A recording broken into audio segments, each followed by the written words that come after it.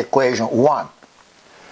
So when I I change time, you see, the action now, okay, you substitute this by x bar t plus epsilon of t, you see.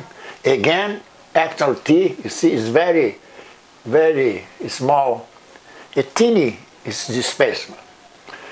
So, attention, assuming this is important here, important word, assuming stationary action, you see. What means stationary action, okay?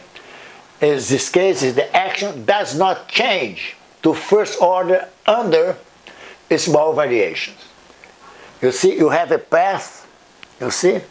If in this case, the action, in this case, does not to the first order under a small variation, you see. You assume that the action does not change, you see, with a small variation.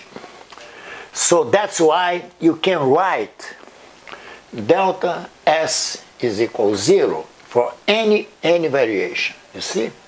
So that's important. Another point, another definition, including what I said before, just before, stationary also implies that the endpoint fixed. You see, exactly as you did when you derived the Euler equations, you see. That's the same. So then I'll quit here, I stop here, and you study here, you copy all this, okay? Let's move to the lecture 20B, okay?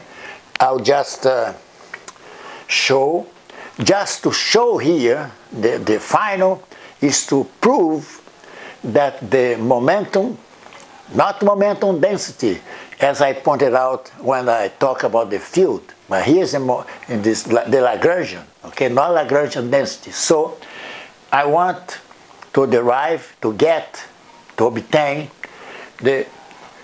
show the momentum is invariant, okay, since we are using a spatial translation in classical mechanics. See, that's it.